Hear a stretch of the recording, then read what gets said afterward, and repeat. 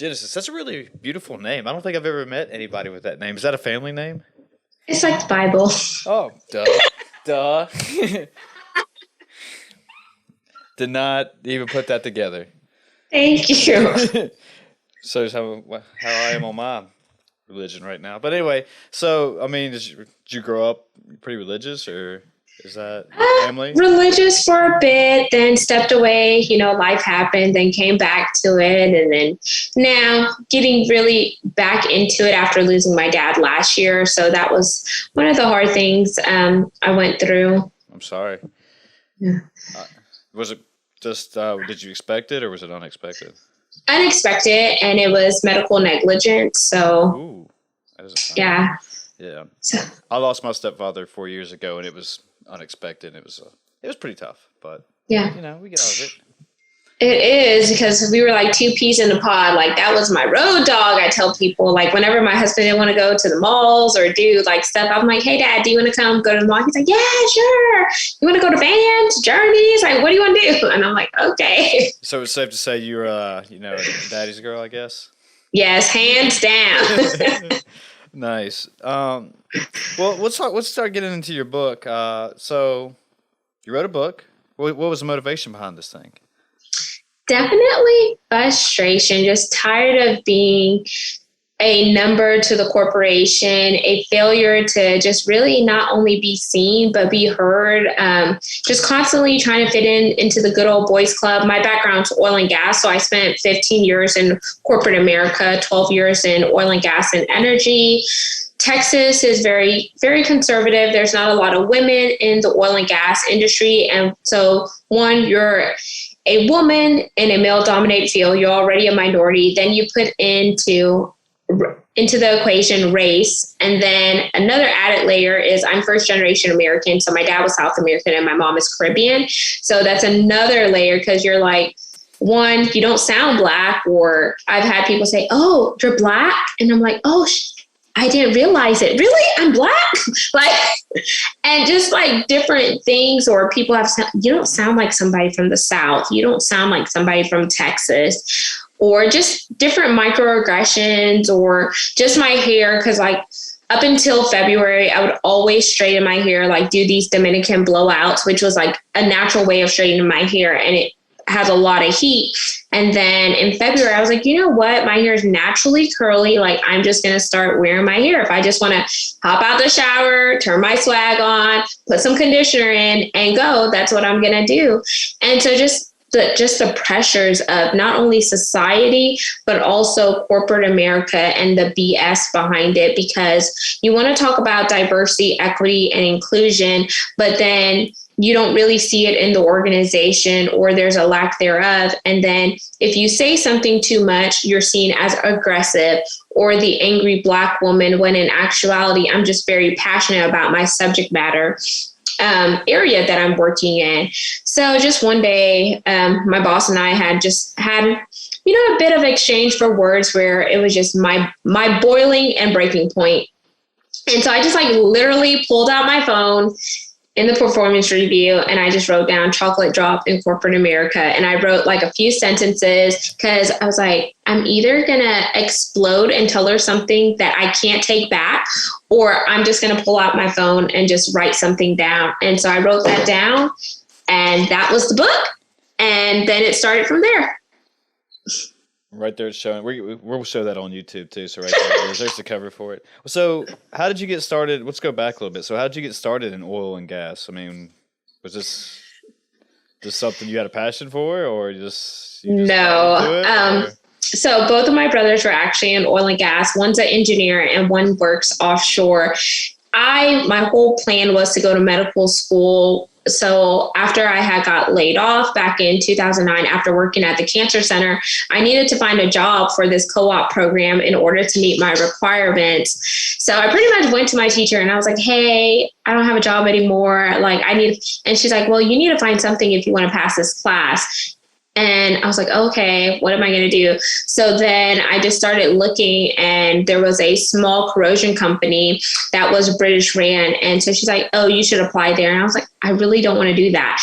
And so I just applied and I fell into oil and gas, started to build a passion for it. I kind of liked the fact that it was versatile in a sense with some of the different guys that I was meeting. So I was like a young woman in a guy's field, and I'm very like blunt and direct. So I got in where I fit in. I don't wear my heart on my sleeves.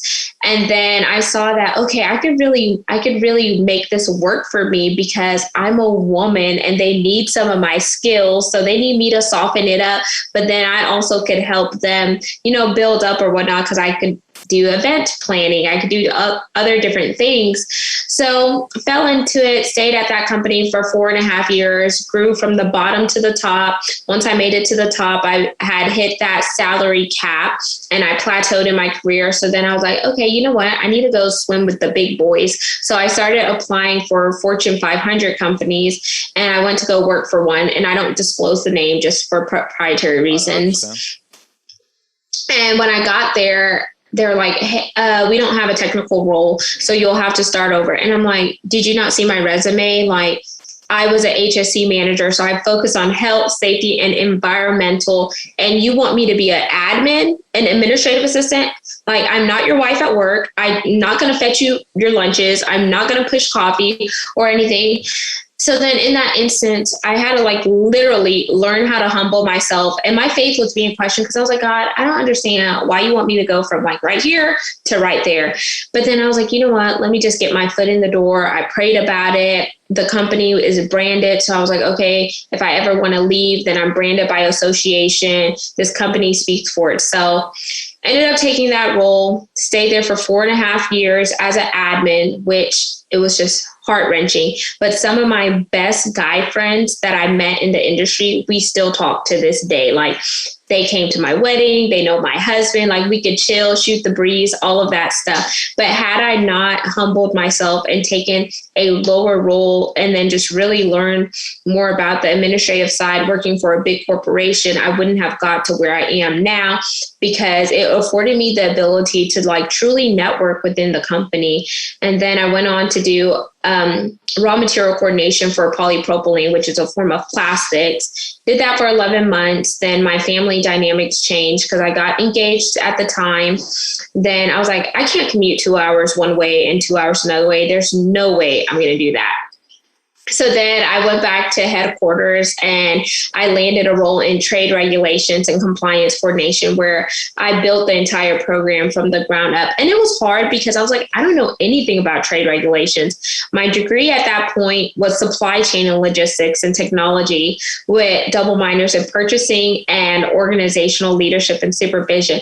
And I'm like, God, this was not what I wanted to do. I wanted to be a pediatrician, white coat, driving a souped up car, no backseat riders, just living the best life. And now I'm in oil and gas. But I say that to say sometimes you have your blueprint of your life, but then life throws lemons at you, and you just definitely have to learn how to make lemonade and pivot. So you either get in where you fit in or get tossed to the side.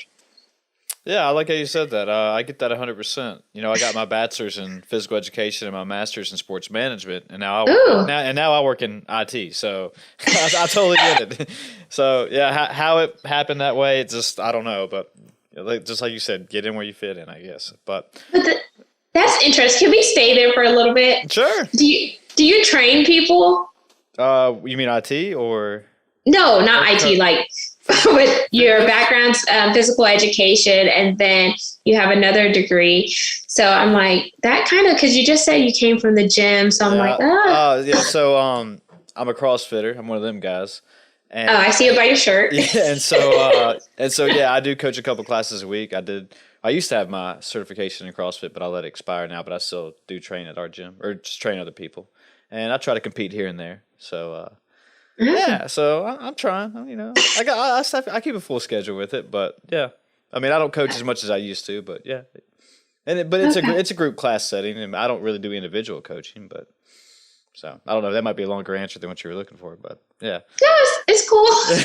I mean, the goal was to become a PE teacher, and I wanted to coach, basketball or track or just whatever, and kind of just what you just said, it just didn't work out that way for me. So I was the guy that always had the interview but never got the job.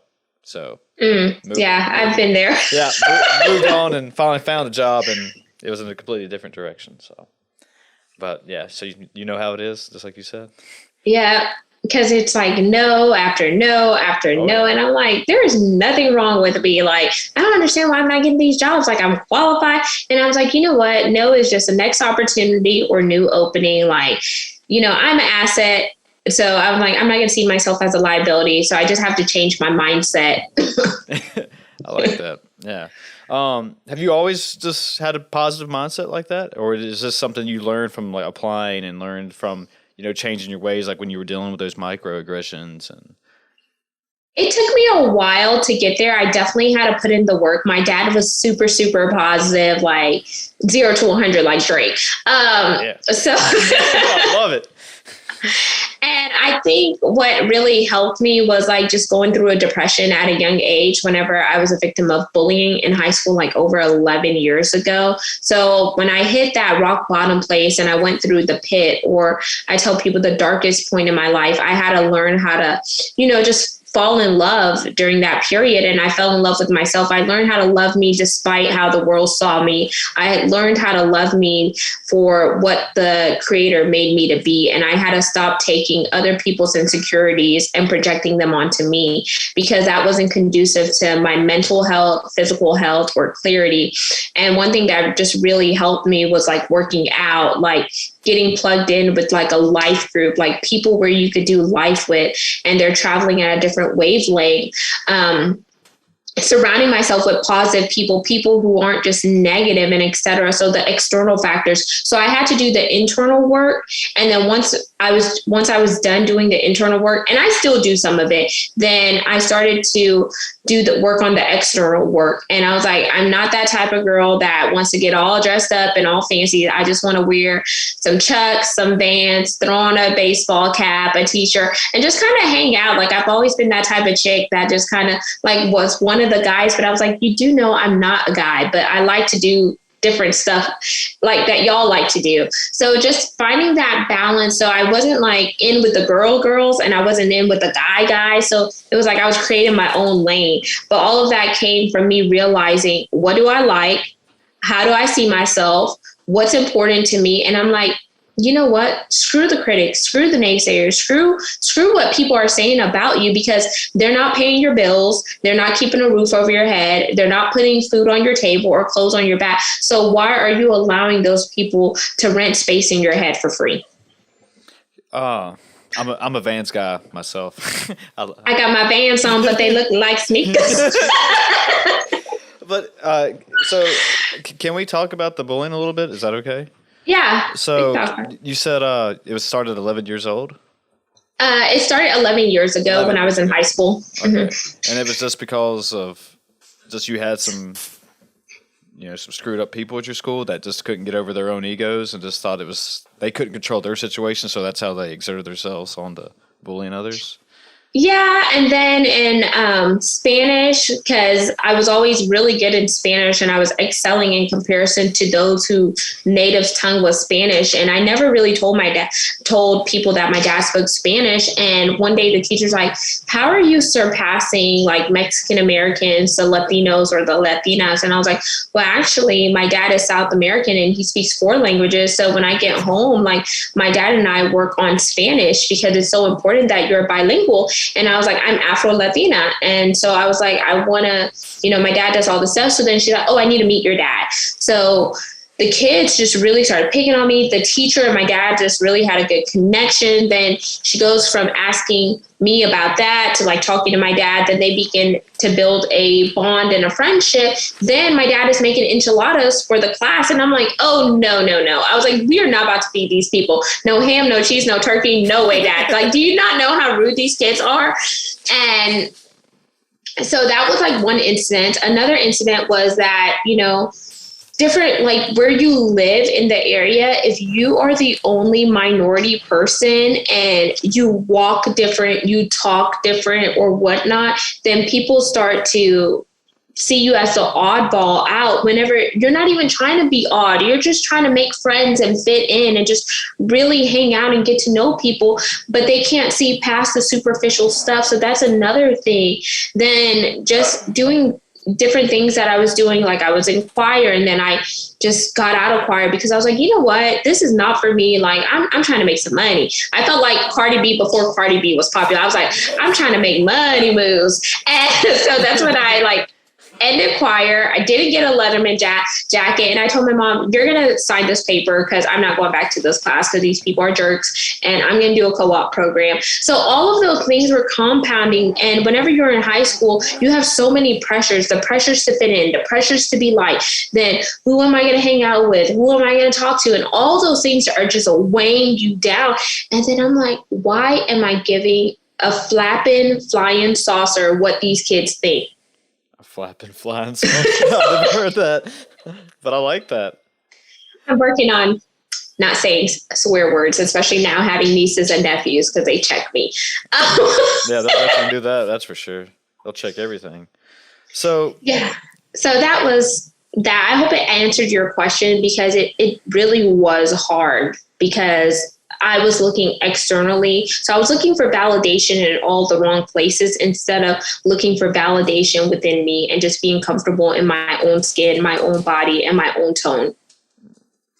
Yeah. So, most people who decide to bully others, it's just because, in my opinion, they just have weak character. And also there might be some other stuff going on at home that nobody ever knows about. They might be getting abused at home or from a sibling or a parent. You just never know. But I'm still not saying saying that's okay and they shouldn't go project it onto others. But I guess my next question is, or what I wanted to ask you about.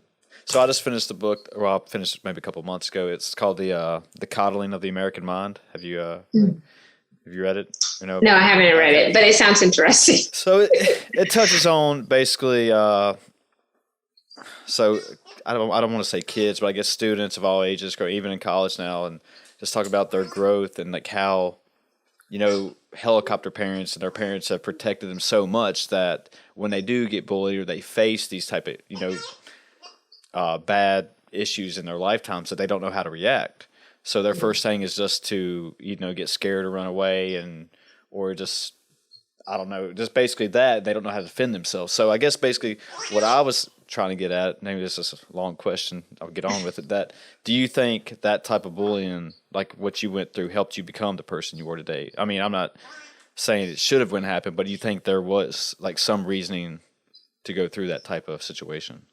Most definitely, because as I look back on life, I think about all the things that happened to me. They also happened for me, because had I not went through bullying, I wouldn't know how to address it with my now nieces and nephews who were faced with bullying. And they're faced with bullying because they're not all the way African American. Like 2 of them are half white. My sister's kids are half white. My brother's kids are half Indian. And my other brother, his daughter is truly African American. Her mother's from Africa.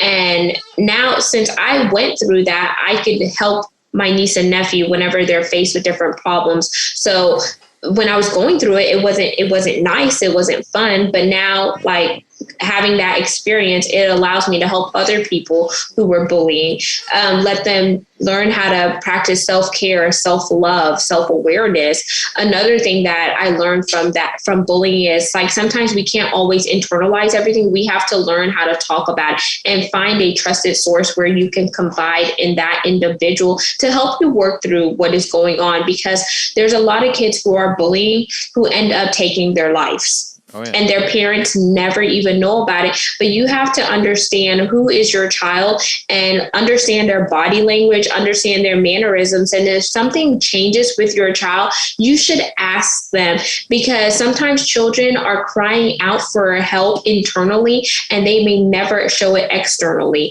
So to answer your question, yes, I am happy that I was bullied now, especially looking back. I wasn't proud of it when I was in it, but it did shape me to the woman that I am today, because I learned that people are always going to say things, even in our adulthood, because I faced bullying in corporate America, but those people are not the ones that are conducive to your lifelong journey, because people come into your life for various reasons and various seasons. And not everyone that comes into your life is going to be there for the lifelong journey. As you said, I agree with that. So, I read there's a statistic that I don't know where I picked it up at. It was probably on another podcast, but it was like 87% of the time, if a bystander saw bullying and they actually said like, "Hey, that's not okay," like, "Hey, why don't you just stop that?" or whatever. Most time it stopped. Did you ever encounter a situation like that where somebody came by and was like, "Hey, stop treating her like that," or stop saying that type of stuff to her? Yeah, I had a few friends that stood up for me, and one of them we're still friends today. And it's just amazing because when I look at how far he's came with his life and how it's just amazing when I think about that friend. And just kind of what you just said before that, even with social media now and that type of, was it cyberbullying? Cyberbullying, yeah. That what most young girls seem to, in the corner of this book, seem to take it way, harder than what most guys are. But I mean, there is it with the males too, but it's just the projection of what, I guess you could say, what social media wants you to do and what you're supposed to look like. And just, if you do something wrong, then all of a sudden you're attacked on social media by one person, then they get their gang of friends up there and you're being attacked by people you don't even know anymore. And then I could definitely see where it would weigh in on somebody. So one thing that I like to say about social media is, one, be mindful of what you put on social media because that stuff never goes away. Two, I tell people welcome to the block party all the time, meaning I'm not going to tell you I'm going to block you. I'm just going to block you. Keep it moving. Keep it pushing.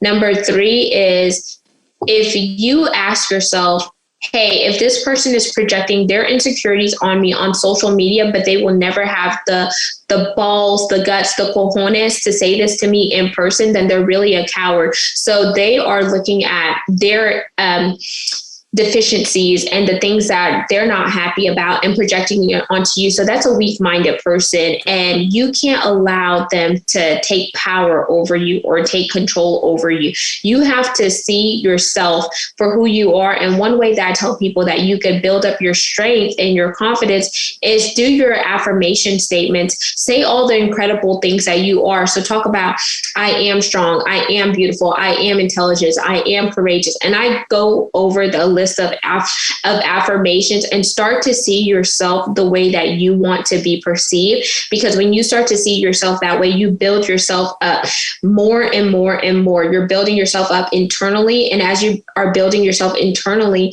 you start to envision it. And then as you start to envision it, those visions become realities. And then whatever else that those people say about you, they're not even going to matter because you know who you are. The biggest thing that people who are victims of bullying fail to learn sometimes is who they are. So what does that look like? And I talk about that at the end of my book. You have to have your discovery exercise. Who am I? And I wish that they would start teaching that in schools, because a lot of times they ask you, what do you want to be when you grow up?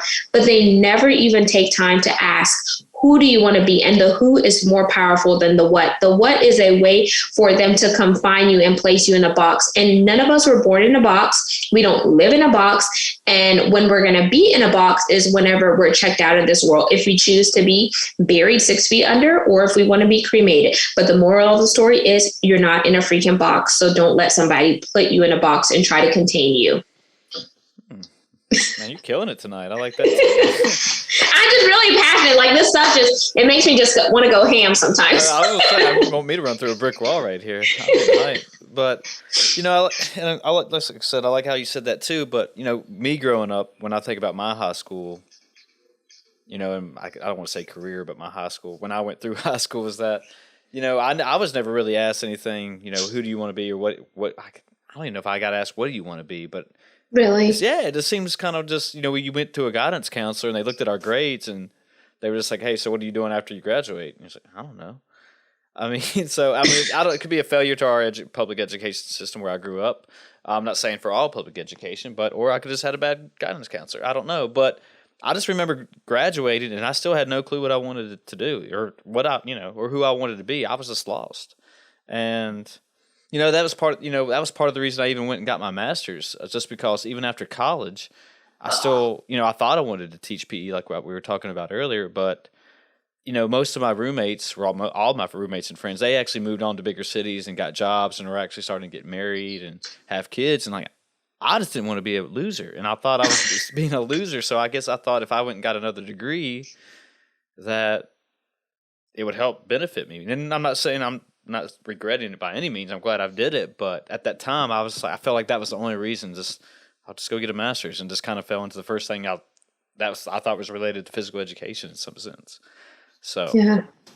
So, question: do you have kids? No, never been married, no kids, just a single dad of two wiener dogs.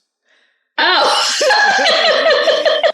I was going to ask you, so if you had kids and learning what you know now, how would you impact them whenever it comes to public education? Would you go the public education route, or would you go the private school route? Because sometimes I feel like our education system does fail certain people because they just teach surface level stuff. And I'm like, you don't even need that crap. Like I had this conversation with my cousin yesterday. She's 18, doesn't really know what she wants to do. And I'm like, you should do what you're passionate about, because if you're passionate about something, the money is going to come. But if you do it for the money, you're going to hate it, because I was all about chasing the bag, securing the bag.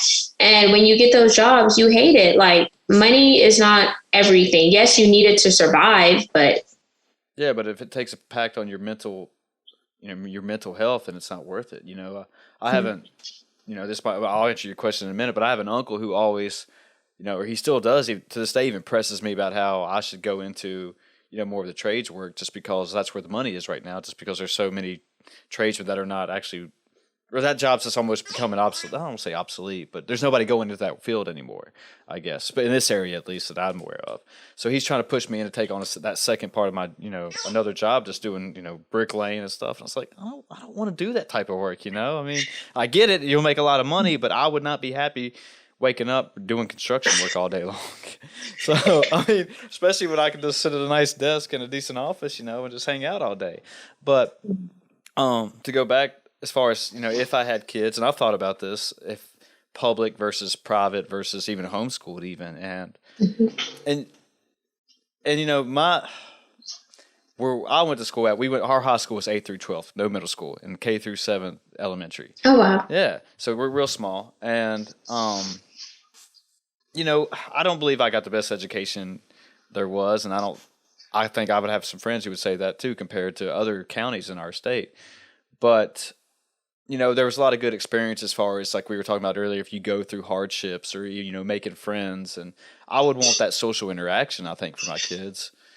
But, I mean, I don't have a lot of stats and figures to weigh in, like, is one public better than private? But I guess they would still get that at a private school, but also you got to think about, I don't know how much a private school in education cost per year, but. Yeah. It definitely costs more than public education, because public is free, private you pay, and then you could decide where you want it, like what area you want to take your kids to, what are the demographics. And that's also another thing to figure in, like who do you want your kids to assimilate with? Who do you want them to mesh with?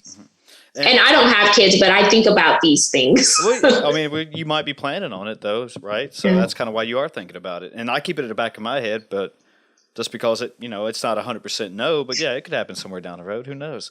But, there was something else. I don't know if it's part of that book I read or another study or whatever, but, I think it was in San Francisco, all these kids were, committing suicide just because their parents were, they worked in Silicon Valley. So the pressure of them not being able to live up to that standard and getting that type of job, they just couldn't handle it. So I think they were jumping off bridges. And yeah, and I forgot how many years ago this was and when it was done. It was probably not a study. It was probably in the news. I don't know why I said study. But so if, I feel like now just by talking this out, that if I sent my kid to a private school, that, most higher income families probably would do that with their children. And I wouldn't want that, I wouldn't want that pressure on my child. But I would want them kind of exactly what you're saying. Do what you want to do. Find out what you want to do and pursue it. If you don't need an education for it. I mean, look at all these YouTube and TikTok stars now. I mean. Oh, yes. That was like the big debate yesterday, because they were telling us. And I was like, I'm not old, y'all. Like, I'm only 30. And she's like, and I said, yes, I'm older than you. Like, I'm not 18, but I'm not like, just out here. And she's like, oh, I just want to skate. And I said, yeah, that's cool. But you still need to have a backup plan. She was telling me about TikTok and and it was cool to hear different perspectives, because when I have younger people, like, I'm open and receptive to what they're saying, because they know more about the tech stuff, what's coming up. Like, they grew up in technology and stuff.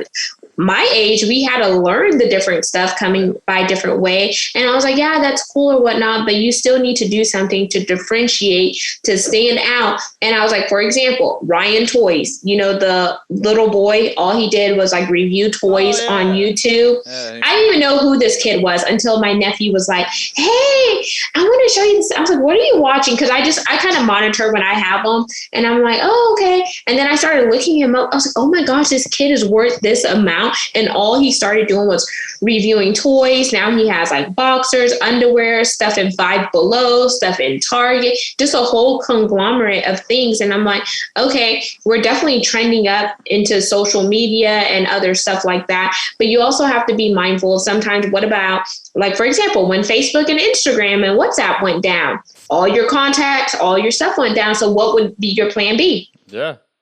I would have a plan B. I mean, just when it went down, I mean, so, I have a theory that, did you say you're 30 years old? Yeah, 30. Okay, so I'm 30. How old are you? 35. Okay, 35. But, I was thinking about this the other way. I don't know when I was thinking about this, but that, when I grew up, or we both grew up, I was kind of in the coming of the internet almost, Just I remember AOL Instant Messenger and MSN Messenger and all that. So, like, I wasn't completely glued to actually having an iPhone in front of me. I don't think the iPhone was invented until, 2007, 8, 9, 6? Who knows? Somewhere around there. Yeah, I can't even remember. So, I feel like I'm an addict like everybody else, I guess. I mean, I catch myself just scrolling through social media mindlessly, especially Instagram. But I guess my point is that I don't feel as an addict as younger generations, that they have to almost feel like they have had some type of screen in front of them at all times. And that's where I guess my point is that I get my balance from, because some days I'll just turn my phone off and leave it off for 30 minutes to an hour and just go hang out. But then of course I get back and let me catch up. And, but again, yeah, I wouldn't have a backup plan. I can barely, I was thinking about it the other day. I just know, I think my brother's number, my mom's number, but after that, I wouldn't have any more numbers I could even remember. So I wouldn't even know who I'd call, What about the GPS? Do you know how to get around without the GPS? So I can get so I can get around my town and, a few surrounding areas pretty well without it. But, if I'm, Charlotte's about 2.5 hours from me. So if I head down that way, I'm always turning on GPS. And even, there's another bigger city that's kind of about 40 minutes away from me, but I'm always checking GPS just for the traffic reports and just saying, all right, I need to take this route. So if and I was actually talking to my mom the other day. We were having breakfast and I asked her, I said, hey, so when we were little, how did y'all get around town? Because we went to Disney World one time. I forgot how old I was. I was like, how did y'all figure out how to do it? And it's like, she's like, well, I guess we had a road map or a road atlas then. And and then then we were talking about, well, I guess that's what people did, and then from then on, like, I remember printing out MapQuest directions. Yes. Yeah, that caused a lot of fights in the car. I remember that. Just like, somebody be driving and you just didn't tell them to turn right, or whoever was navigating. That would cause a lot of fusses, and then you'd be lost instantly. So yeah, I still use GPS like just to check up stuff. Yeah, so. Oh yeah, me too. But like now I've learned the importance, because like if something were to happen to my phone, I was like, I need to learn these streets without GPS. And that's one thing I remember my dad instilled in me, because like I remember one time I called him, I was like, he's like, where are you? I was like, I don't even know. Like I felt like, those chicks in the movie, there's this one comedy movie. It's like, I don't even know, man. Like I don't even know. And he's like, landmarks, street signs or whatnot. And it was a scary feeling, especially if you're a woman in a big city, it's nighttime, you get lost or something. And I'm like, oh gosh. And here in Texas right now, it's like the Wild Wild West. Like there's open carry, there's all these crazy laws, like there's shootings every day. And I'm like, are we in Chicago or are we in Texas? Have you always lived in Texas your whole life? Yeah. Yeah. I've been hearing a lot of stuff, like kind of switching gears, changing the subject a little bit, but seems like Austin's becoming like, the next boomtown of the century. And You should move here because you're in tech. Austin is becoming the new Silicon Valley, and I love Austin. The property is a lot higher than Houston, but there's so much stuff to do, especially like if you're in fitness or you like to ride bikes. Like they have all these different bike trails, food trucks, like just amazing. And I've been like trying to tell my husband, "Ooh, baby, Austin is popping." no, it's fire, and just festivals, like music festivals. Yeah, and it's just I love the culture. I love like you said, like it's starting to become big tech time, and like a lot of big names are moving there. Like I think Elon Musk moved his Tesla factory there, or is in the process of doing that. Yeah, he's in the process. He's like, bye California, because I think California was not agreeing with something. So Elon Musk said, "Oh, going down to Texas." Yeah. Well, a lot of people are getting the heck out of LA nowadays, and just. I was planning on taking a trip there this past June, but just things didn't work out my way just because I've never been there. And just, I've had this theory that, not a theory in my head, but this, I guess you could say a dream that, one day if I get pissed off at work or upset about something, I'm just going to pack up everything, just take the dogs, we'll move out west and just see what happens. And just, if we got to live out of the car and just start all over again, and just see what happens. But yeah, Austin would definitely be a cool town or a cool city just to, I think, actually start in. So. Austin, Houston, Dallas. Houston people don't really get along with Dallas people. So Houston is like the Houston, Texas. Dallas is like the Dallas Cowboys. So they're a big rivalry. Then San Antonio is like the Riverwalk. I've only been to San Antonio once, but I'm more like, I want to go to the places outside of the U.S. and then come back and do the U.S. Because I was like, I could always drive somewhere. And Texas is like, it takes so long to get out of Texas if you do a road trip. Like we drove from Texas to Colorado, and the longest part was driving through Texas. Really? Yeah. I just always keep forgetting it's that big, but I guess that makes sense. But yeah, I don't know. Maybe one day something will happen. I'll at least visit. I mean, what's the homeless situation like in Austin? Is it pretty rough? Do you know? I hear in LA it's terrible. It didn't seem that bad in Austin, but then I'm not like an Austin liver. Like I go there because like some of our friends live there. So they take us to like different places or whatnot. And then I know the party streets, like whenever I went to UT to visit my friend, 6th Street is like the big thing for UT Austin. Yeah, I've heard that. And so that's kind of what I know. And, in the younger days, you do all the cool, fun, wild stuff. And then whenever you #adult, you get tamed. That's very true. Yeah, you get tamed. I mean, so what are you doing now? I mean, are you just writing, or are you just like, I'm never going back to corporate America at all? Or are you still kind of?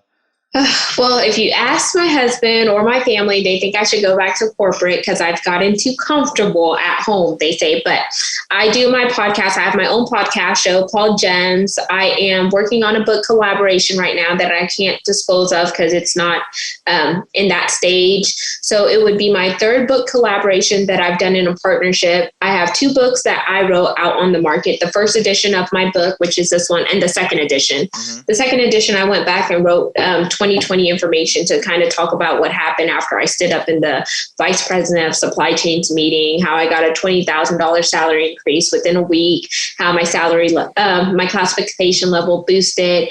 I coach clients on vision. I'm a visionary life coach, and I work on mindset hacks, especially after going through all the things I went through in my life. I found a lot of people were reaching out to me, asking me for different things. So I was giving away my services for free, but then I was like, oh no, I have to eat too. This house is not going to pay itself. Mm-hmm. So then I switched into my paid coaching, and I have a radio show that I do once a month. It's an internet radio, and I think that's really fun because I could talk about what I want to talk about, when I want to talk about it, and just really focus on my pillars, which are to educate, inspire, and motivate, because there's so much knowledge out here that needs to be shared. A lot of people want to be inspired, and people are looking for motivation, especially after seeing all this crap and junk on social media and the news. Like, that stuff is so negative and toxic, and they're only going to put out what sells. Sex, drugs, violence, and all of that stuff. But what about the good stuff that people are actually doing? So I want to give people hope and tell them, hey, we're not at the end of the world. if as long as you're still breathing, you're still living. So I do a lot of work behind the scenes. I'm multifaceted and multidimensional, but I tell people don't freaking compartmentalize me. Yes, I'm a visionary life coach that does podcasting, that is an author. And I was like, I can do multiple things. So that's what I'm doing right now. Thinking about maybe going back to work, but not really sure. So right now I'm riding the coattails of my husband while making my own money on the side because I want to get my nails done. Mm-hmm. You fancy, huh? I like it. You got to treat yourself a little bit. I mean, it doesn't matter if it's your own money. Yes. I like to work out. And so with this schedule, I could work out twice a week, like really go to my HIIT classes and Zumba and lift weights. And then the other days of the week, I could spend time with my mom, which is so important to me after my dad passed. Like just really building a relationship with her. Yes, her and my dad were married almost 30 years up until he passed. So they didn't make it to their 30th anniversary. And all this time, I was just gravitated to my dad. Yes, I love my mom and I know my mom, but it was just easier to talk to my dad. I could talk to him about anything. So just now I was like, you know what? Tomorrow's not really promised, but I want to live today like it's golden. Carpe diem. Yeah, seize the fish, right? No, seize the day. Seize the day. I know that was a stupid joke. Okay. Oh, are you a fisher? No, but somebody said that one time, and I think it was in a movie, and they didn't really know what that meant. So they said, she's the fish, and they were like, what does that mean? But yeah, so. Is that a comedy? Yeah, I thought it was. What movie? Crap, why'd you ask me that? Out Cold, I think, is what it was called. I think it has Zach Galifianakis, if you know who he is. He's a comedian. I haven't seen that, but I'm a big comedy lover, so I want to look him up, see if he's coming to a comedy club, because I, hands down, love to go to comedy clubs. Well, all right, I want to get into that. We'll talk about comedy here in a minute. We'll talk about that. But so I want you to explain exactly what a visionary life coach is, just because I have no clue. So talk to me like I'm 5 and explain to me what that is. Okay. So I'm going to act like as if you were one of my clients. Okay. So Chris, what are some of your pain points and your struggles right now? Are you living the life that you want? And what do you envision? So number one, what is your pain point and what is your struggle? My pain point and my struggle. I hope this answers your question. So a lot of times I don't want to say a rut, but I get into these, or a mood, but I feel like if I'm not moving forward or doing something productive, or, I'm like in a standstill with something that I'm not moving forward. And it weighs down on me that I'm not doing, like when I was talking about earlier, I was so afraid of being a loser in life that's the reason I went and got my master's. So I think that's one of my biggest pain points, is that trying to get out of my bubble and move into something bigger and just keep growing, because I feel like if I'm not growing or doing something that's moving forward, then I guess, like, for a better word, I'm a loser again.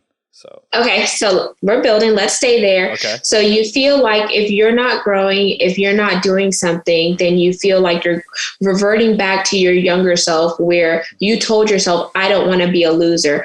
But where did that stem from? Was it stem from the pressures of external factors like your mom, your dad, your older brother, your friends? Did you look at what they were doing and try to compare it to where you are? Yeah, so, comparison's a thief of joy, and I've actually learned that recently. But at that time, going through college and stuff, for some reason, I guess it was always imprinted on me that to be successful, go to college, get a degree, you'll start making money, which is not always the case. But yeah, so I've had family members who've done very well for themselves. And if I wasn't doing maybe something the exact same way they have done it, for example, then, like I was telling you earlier, my uncle was like, you need to go do this just to, make more money. Who cares what it is as long as you're making money? It's like, well, it doesn't work that way, dude. I don't want, wake up and just go to a job I hate, like we talked about earlier in this conversation. So you feel like internally, if you're not traveling at a same wavelength that is conducive to what the people you love are saying, that you feel like you're not good enough. So is that the underlying theme and the root cause, the RCA? That was the first part of it. Yeah. I mean, that's what I would say. I finally just kind of let go of all that. Okay. But initially, yeah, that was the biggest hard factor, just because I would hear about it constantly. Then I was like, okay, I guess they're right. I suck at life, So when did you let go of it?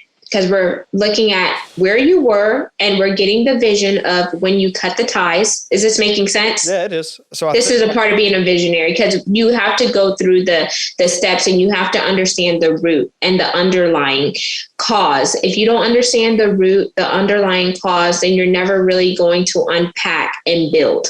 So when did you cut ties and say, you know what, I don't care what they're saying. Like, that's not my life. That's their life. And I'm going to do what makes Chris happy. So I think to answer that question, it would probably be when I actually probably got my first full-time job and I actually started making money. And even though it was just, I wasn't getting rich by any means, or still am not getting rich, but I was like, okay, I can actually make money at my job and I'm be happy. And I can also do other things on the side. Like, CrossFit brings me a lot of joy just because, it's a big part of my social life, just because I'm down at the box, or we call it a box, 5 to 6 days a week working out. And I've met some of the best. Oh, wow. And I met some of the best people I know or found the best people I know through that. Just for example, one guy I work out with, we trained together. I was, a groomsman at his wedding. I didn't even know him before CrossFit. So it's built a great friendship. And so I think just by knowing that and knowing that, hey, I'm happy here and I'm making money, I'm still living my life. And I knew that, hey, it might not be their way of doing it, but I found what Chris Shelor likes and it's good. I don't have to have the nicest things in the world, but I'm not, living paycheck to paycheck. And, I'm able to come home and live relatively a stress-free life and even start this podcast and, put my energy into other things and not have to weigh myself down. So you cut the ties, you took away the external factors that were being projected onto you. You found who Chris was at the core. You're not living paycheck to paycheck. You're not rich. You're not driving, that luxury dream car yet, but you are living a comfortable lifestyle. You still have the ability to go do CrossFit and have social interactions with people who like to do the same things that you like to do. So that is your vision right now. And that is what is making you happy. And then as you think about your future, what does your future look like? Because in life, we do have to make some type of plans and those goals. But if you don't put a date on those goals, it's just a wish, right? Mm-hmm.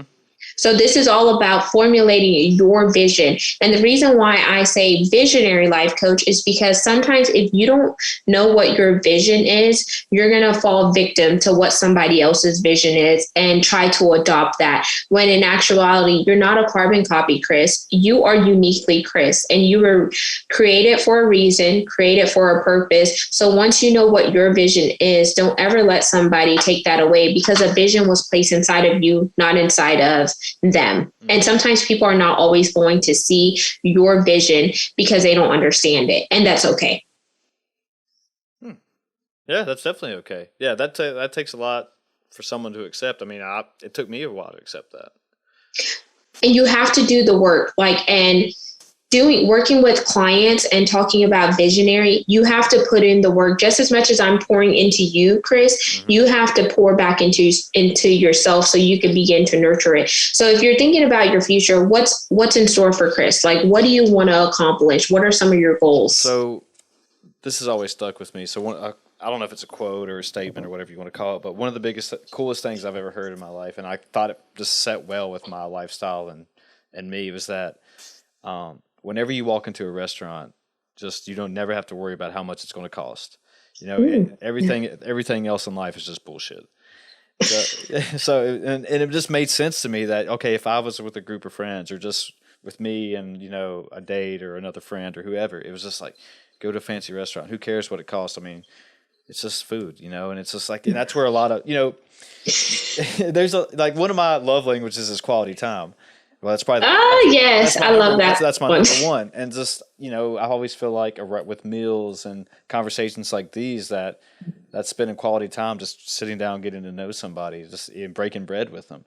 And yeah, so that was probably the future that I would, let's be financially free, just to eat, be able to do something like that. Just, here's my card, go run it. Don't even look at the bill, tip yourself, whatever. You just trip digits, and one time, one of the coolest things that ever happened, well, I don't know if it's one of the coolest things, but something great that happened to me. I was in a restaurant on a date one time, and somebody bought our meal, and I'll never know who it was, but it was, it wasn't a cheap meal, but it was just like, man, I wanted to repay that favor. That was just so cool that even though it was something so small, but it just felt, I don't know what the word I'm looking for. I just felt so gracious for it or grateful for it. Mm-hmm. And I was like, so they paid it forward. So you could have did that. You could have just said, hey, just pick out any random couple in the restaurant and say, hey, I want to buy their meal. And and then just tell the waiter, hey, I'm buying their meal. Well, that's like one of my biggest plans is that, every time, if I ever get to like an unlimited bank account number, that it's just like, okay, who cares? All my bills are paid. I'll just go ahead and get that one,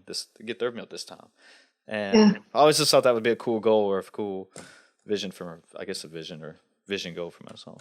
That is. So then you could create a vision board, whether it is an electronic one in Canva, whether it's one that you take your time. If you're an artsy and crafty guy, just cut things out and put it. No.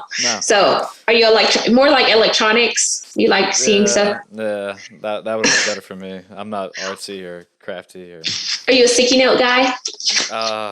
I put them in my phone on the notes app, I guess. So, okay, you can use the notes. Oh, I use the notes app too. You can use the notes app and then you could put a date next to it. And then whenever you put the date next to it, put it in your calendar and then it'll pop up in your calendar as a reminder and say, hey, by this date, I want to achieve this, because then it gives you something to work towards. It gives you something to build towards. So like, for example, if you have student loans, say by December 2022, I want to be done with this student loans. Once you check that off, take that money that you were spending for those student loans and diversify it and allocate it to something else. Then you're chipping away at your debt to become financially free. So you can live the life that you desire, not the life that anyone has curated for you. So when you're working with people, have you ever met somebody who just, when you ask them those questions, they just had no goals set in their mind or had no futures that they wanted in their life, I guess? They were just almost terrible to work with, I guess. I mean, yeah, and then we just have to figure out like why do they feel that way? That's what I have to understand, and I have to do like a mind mapping, like a fun session. Like we get a piece of notepad. I love colors, so like and sticky notes. I have sticky notes all around me. So like, imagine if this was blank with nothing on it. Then I'm like, okay, let's just start writing words on a blank page. Anything that comes to your mind, write it down. So we're having a mind mapping session, and then whenever they're done, I'll set a timer, and whenever I say stop, we'll stop and we'll both look at the words, and I'll tell them, call out those words to me. What did you write down? Then as they're calling out the things, I want them to connect with their emotions and their feelings. Why did you write down what you wrote down? How is that tied to your feelings and your emotional? So I could see what type of mental space are they in? Because if I don't know what type of mental space they're in, then I'm not going to know how to unblock and hack those mindsets. That makes sense. It seems like that would work 100%. I mean, especially for me, but I just, I don't know where I'm going with that statement, but just, do you just ever have people who they can't even do that part though? They just have no hope almost, and that. Yeah, because life has beaten them down for a long period. They're just very closed off or whatnot. And like one of my goals is to like just get a storefront, because right now I do it all virtually, so I can work with people all over the world. And I really want to just get kind of a couch or like some bean bags, because I love bean bags. Like, the bean bags that have like AirPods in them, and you could kind of like the gaming bean bags and just like throw yourself in the bean bag. Like, let's just free fall it and just kind of sit there and be one with your thoughts. And then I want them to be as comfortable as they are, because when they're comfortable and they're in their element, they're going to open up to you. But if they feel like you're trying to attack them, they feel like you're trying to, pick at them or like just jab a knife, or they're not going to be open to talking to you about it, because they already feel like you're going to ask them questions. So their guard is going to go up. But if they're relaxed and on a bean bag, just chilling, like drinking a smoothie or a boba tea or some wine or something that they like to do, and I can mirror where they're at, then I'm going to get more out of them. Yeah, I agree 100%. Just when even when doing podcasts in person, it's completely different compared to doing it over Zoom. But I mean, it works in Zoom. But yeah, just I've noticed myself, like, if we were doing this in person, like I feel like I would be more like I would have more body language, be more comfortable with you, and just it'd be a wholly different vibe. I mean, and but you can do that electronically. But I get it. Yeah, you can. But it's just like when you're in person, though, it's just it's different. You know what I'm saying? Yeah. But yeah, so that's cool. I mean, was that just something that you've just always wanted to do, just because it helped you, and that's how you kind of got into it? Is being a visionary life coach, or insider tip? So for 2 years, when I first went to college, like when my parents forced me, because I really didn't want to go to college, I went to acting school. So my dad paid for me to go to acting school. Then I got selected for IMTA LA, which was the biggest thing because it's the International Model Talent Agency. I'm like, oh my gosh, I could be like on the screens. Like I love Tyler Perry. I love Rosie Perez and J Lo and Matthew McConaughey. I was like, oh man, that man is sexy. But anywho. Yeah. And whenever I got selected, they told me, oh, it's $5,000. And my dad's like, oh, no, we're not paying $5,000 for you to go to LA. If they want you that bad, they will pay for you to go to LA. So then my mom is like very conservative, like Christian Caribbean woman. She's like, oh, no, you're going to go to college. Like if you live in this house, you're going to do something. Job or college. So then I went to college. I didn't really know what I wanted to do. So I was a psychology major for 2 years. And I have 2 older brothers and 2 older sisters, but my brothers are very into school. Well, the oldest one is. He's like, if he could be a professional student while work, he probably would do that because he's just super smart. And he's like, you're not going to make any money like being a psychology major. And I'm like, I love psychology. It's so cool. I get to think about people, So like now that I'm a visionary life coach, spending 2 years in psychology actually helped me because one, I love talking to people as much as I love kids, but don't have any on my own. So I'm on rentakid.com, rent people's kids and give them back.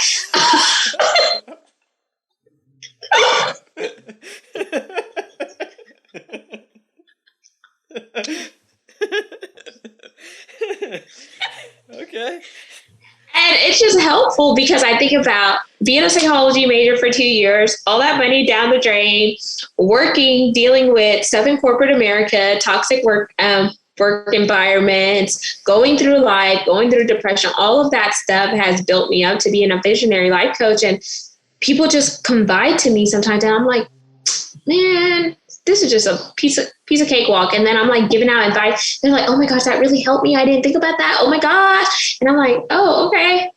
I just thought, like, I saw the silver lining on the wall.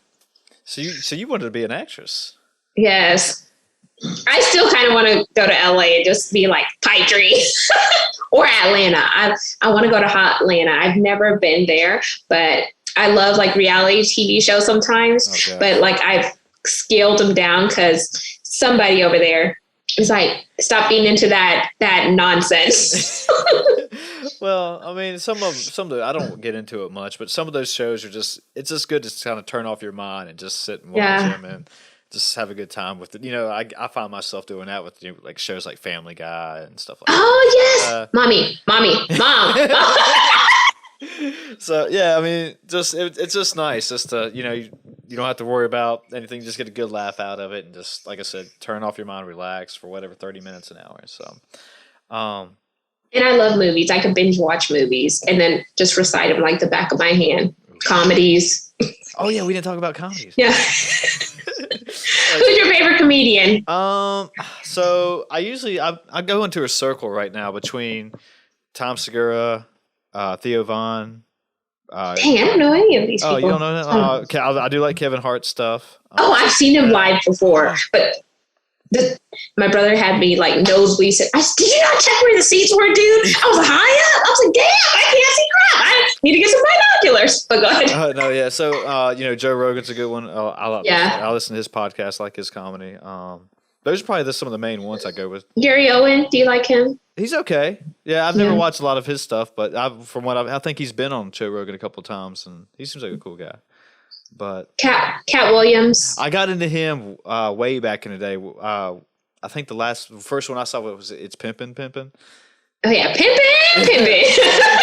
That's when I got into Cat Williams, and he's really good. But I don't think I've seen anything much from him lately. He's coming. He's doing a tour. He's coming to Houston, but the tickets are kind of high. Like all the cheap tickets are gone, so the other ones are expensive. Of course. D.L. Hughley. I remember him on. I haven't watched him in anything in a while though, but I remember him in the original Kings of Comedy. Yeah. Oh, I saw the Kings of Comedy whenever they came here. It was after Eddie Murphy's brother had died, Charlie Murphy. So they fit in someone else. So it was like Cedric the Entertainer, D.L. Hughley. There was George Lopez. He was hilarious. Yeah. George Lopez. And there was another person. Dang it! There was like two other people, and it was like hilarious. Yeah. Who's the guy that does Family Feud now? Steve Harvey. Steve Harvey, wasn't he on there? I think Steve Harvey was there. And then the other one that died. Now I can't think of his name. He's passed. Bernie Mac. Bernie Mac. Yeah. Yeah. No, I don't. We didn't see him live, but I used to love the Bernie Mac show. Yeah, that was a good one. I just watched Dave Chappelle's new stand-up on Netflix. I have to finish it. Thank you for reminding me. We got halfway in, but we didn't finish it because we were watching it in Austin. No, it's good. I enjoyed it. He talks on a lot of, tough. For me, it'd be a tough topics to talk on, and he does it, with a great sense of humor, obviously, and he's just very, very open about it. But I think now he's getting attacked by some of the Netflix employees. So. Oh, really? He talked about like the baby, the rapper. He said something about like homosexuals, and I was like, "What did he say?" And then people are like, "Shh," and I'm like, "I don't know what he said." He said something about how the baby actually killed somebody in Walmart, and I saw that part, and then something about he called out like homosexuals or something. He made a statement about homosexuals, and now everybody was like, eating them up, I guess, on Twitter and social media for that, and. Dave Chappelle was like, "Oh, so you can kill somebody, but you can't make a statement." So he's like, "Okay, we see how it is." So I was shocked because I was like, "I didn't know he killed somebody in Walmart. Like that was news to me." I didn't hear that either, and apparently, I think Dave said it was in Greensboro, which is still maybe a couple hours from me, so in North Carolina. So I was like, "Dang, how come I never heard about that?" So yeah. Oh man. But it's good though. I liked what he said in it, so I don't know if people comment on me and get mad at me for saying that, but I enjoyed it. So I like what he was saying. He didn't say. I think people have to. No, go ahead. No, I was just saying that. I agree with what he was saying, even though some people might not like me saying that I agree with him. But because he was attacked for talking about transgender people. I hope I used that term correctly. But and that's kind of what the basis of like towards the end of his special was about, just how he was getting attacked by that community. So. Yeah. I feel like people know comedians, they're going to do acts that are funny. Like they're going to talk about the president. They're going to talk about diversity, equity, and inclusion. He talked about the Me Too movement. And, he's like, if I was a leader of the Me Too movement, I would have did this or whatnot. And he talks about different things. Like sometimes people like need to hear like real topics, but in a humor way. And you just can't take everything like so literal or whatnot. And I'm like, we have to be able to have these courageous conversations. Like I had a conversation with like one of the guys who's now my friend. He's a white guy or whatnot. And we just went back and forth and talked about diversity, equity, and inclusion. And I could see a lot of things from his point of view. And then once I started sharing, he could see it from my point of view. And I was like, well, I have like, white people in my family. Like my ex-brother-in-law is white, and him and I would have these slap out boxes or whatnot, but I still love him. He, if it was no him, there would be no Caleb and Callie. My nieces and nephews wouldn't be here. Yeah. And I'm like, so you could disagree, but still be respectful. You could disagree, but still get your point across and, help tell somebody like, I don't agree with you based on this, but this is how I see it. And then have those courageous conversations. Because if we tiptoe on marble floors, we're never going to get anywhere. We're only regressing instead of progressing. And that's what society wants us to do. They want us to be divided about race. They want us to be divided about politics. They want us to be divided between unvaccinated and vaccinated. And you know what? You can't help who you like as long as that person treats you for a human being, then so be. And I told my husband, like when we first met, well, my husband's Black. He's Black American. I was like, before I met you, I used to date Mexicans or white boys because, I had a complex, but, they treated me right. My parents don't care who you bring home as long as they love you. And that's what it was. And then, I had given up hope on men for a little bit. And because I was like, man, they're not about nothing. And I was like, I'm an independent woman. I make my own money.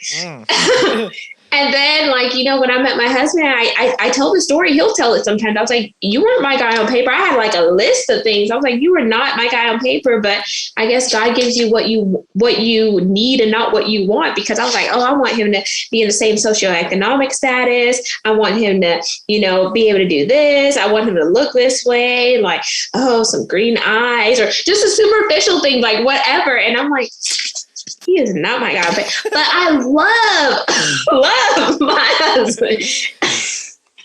Well, you got to have standards. Everyone's got to have some type of standards, right? So. Oh, it was awful. I read Steve Harvey's book, Think Like a Lady, Act Like a Man. And I was taking notes. I was like, I don't want to be a chirp girl. I don't want to be a sports fish. Like, I don't want to be a girl that he can't bring home to mom. Like, I was literally reading that book, and my husband's like, when he first said, oh, no, you're too much. You're too much. Like, he was like, he told his family she was bossy, like.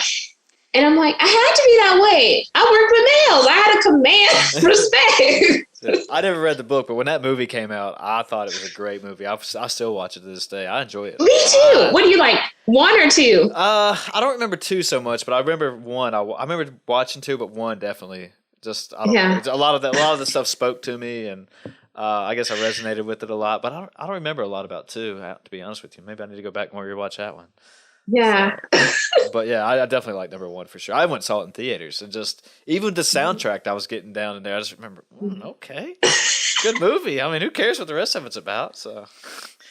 And then, have you seen the movie Hustlers with the girls, where it was like Cardi B and J-Lo? I never watched that one. I remember seeing it, but I never sat down and watched that one. It's like a chick flick, but once you understand it, it's like they flip the script on men, because like men are always like trying to take advantage of some women, and then the women start taking advantage of the men. They're like, men do it all the time. They do it all the time. So when we do it, why is it a problem? Well, I mean, that's kind of what, I guess the cultural narrative is that, when you reverse the table, I guess, it is a problem. Nobody likes it that way, but I don't know. I don't see a problem with it, I guess, but it can be done on both parties. I mean, I don't know. Who cares, right? Yeah. So, Genesis, we did over an hour, and I know I didn't want to keep you